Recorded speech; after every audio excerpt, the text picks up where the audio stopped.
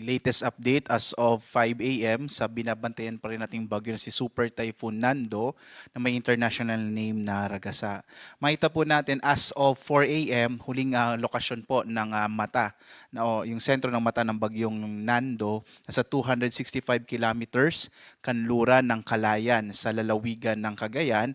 Taglay niya yung pinakamalakas na hangin nasa 185 kilometers per hour malapit sa gitna, pagbugso na sa 230 kilometers per hour. Mapapansin po natin humina po or bahagyang humina yung bagyong Nando bagamat nasa super typhoon category pa rito as we speak. Ito'y kumikilos pa kanluran sa bilis naman na 20 kilometers per hour. As of 5 a.m. naman po habang pinapanood niyo po itong live na ito ay nasa labas na ng Philippine Area of Responsibility ang bagyong Nando.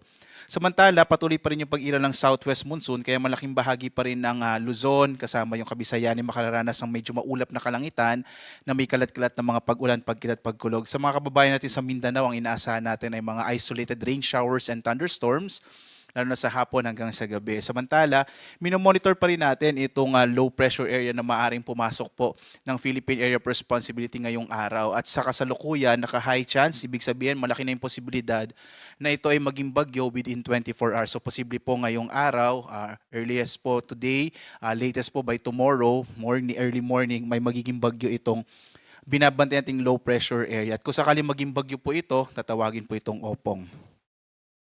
Narito yung latest track ng bagyong si Nando. Sa ngayon nga po, nasa labas na ito ng Philippine Area of Responsibility. By tomorrow, nasa 475 kilometers ito kanluran ng Basco sa Batanes. And then po after 24 hours, ito ay nasa 680 kilometers west ng Itbayat sa lalawigan ng Batanes. Makikita po natin, inaasahan natin ito kikilos papunta po sa may southern part ng China. So maapektuhan po nito yung katimugang bahagi ng China. At ang ating latest po pagdating sa mga tropical cyclone wind signal, as of now po, signal number 3 sa Ilocos Norte, northwestern portion ng Apayao, gayon din sa northwestern portion ng mainland Cagayan kasama yung western portion ng Babuyan Islands.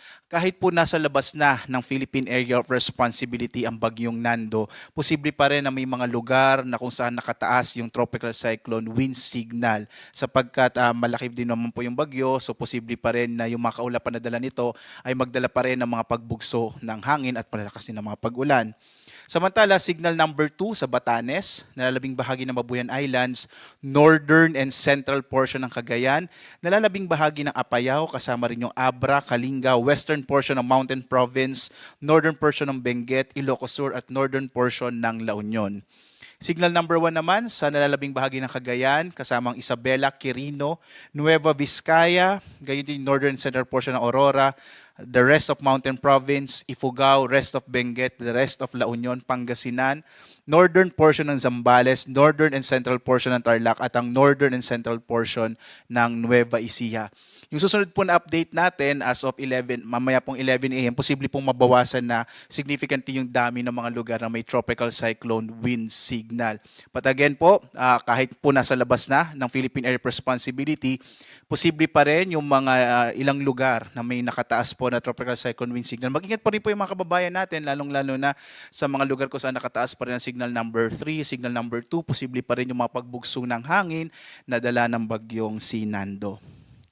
Samantala, so ito po yung hangin. Pagdating po sa ulan, sa dami ng ulan, ina-expect pa rin natin ang mga malalakas na mga pag-ulan, lalong-lalo sa may area ng Ilocos region. Posible pa rin yung moderate to heavy rains, particular na sa nalalabing bahagi, kasama po yung Cordillera, nalalabing bahagi ng Ilocos region, sa Cagayan.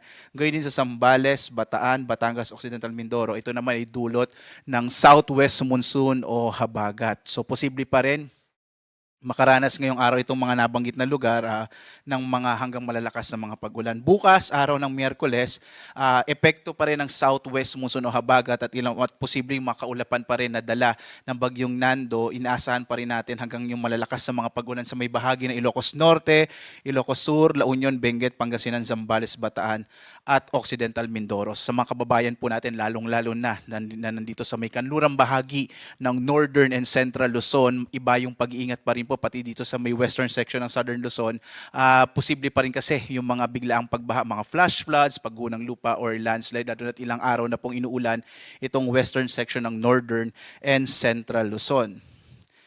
Posible pa rin po 'no, ngayong araw, sa September 23, yung mga pagbugso ng hangin sa malaking bahagi ng ating bansa dulot po ng southwest muson o habagat. Sa mga susunod na araw, posibleng medyo mabawasan na po yung mga lugar na may mapagbugso po ng hangin, dulot po ng hanging habagat.